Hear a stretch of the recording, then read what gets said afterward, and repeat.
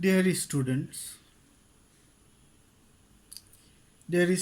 of SSC, during the COVID pandemic, I would like to deliver a lecture on SSC English class. English first paper. Today, I would like to discuss about Unit 4, Traffic Education.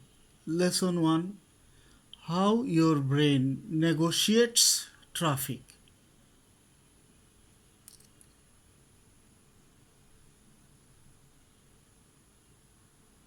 So,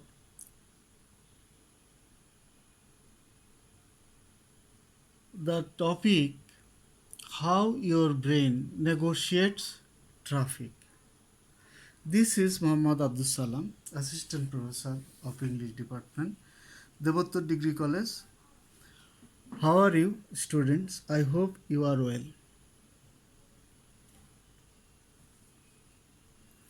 First, read the following text and answer the questions A and B. When you are in the driving seat of a car, you have the steering and the horn in your hands. The brake and accelerator under your feet. Eyes often looking ahead, left and right. So here you give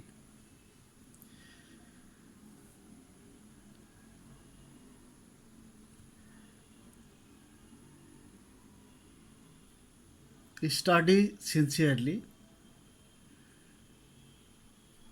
When you are in the driving seat of a car,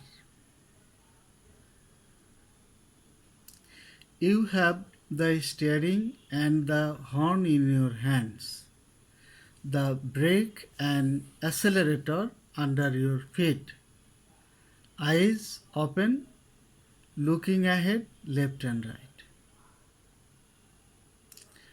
The same can be said about a motorcycle rider with some modifications.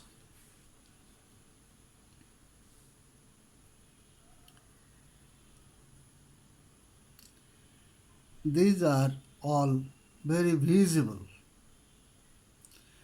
but behind all there is something that keeps working unseen, and that is the central processing unit.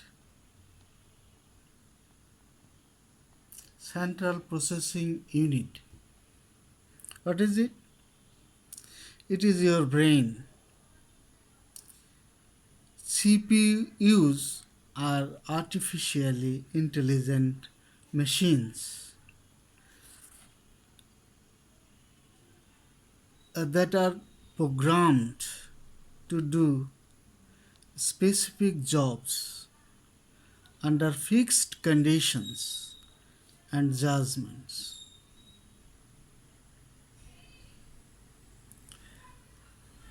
But the human brain is intelligent by nature.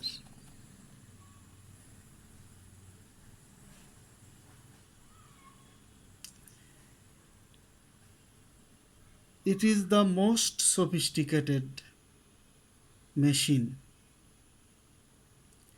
that is able to operate on ever changing conditions and standards of judgment.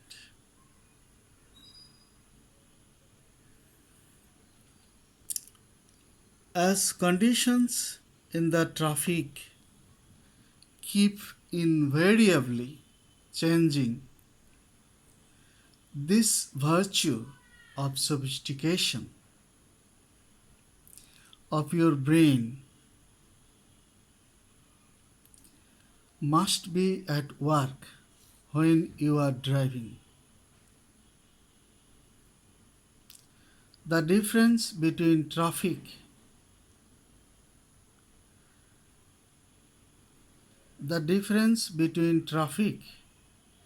in the roads and highways and racing circuit must not be blaring inside you.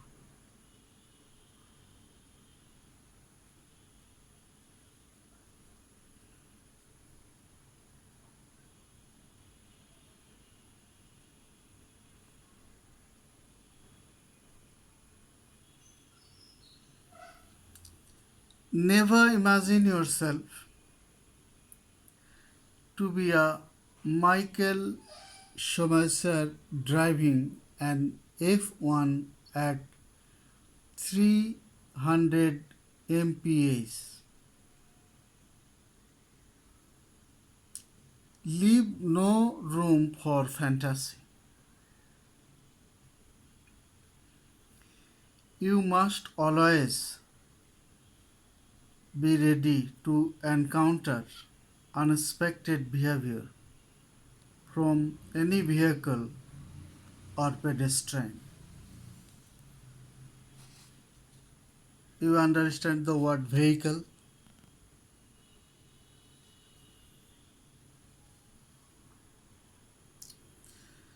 Pedestrian. Okay. Keep your cool is easy to advise,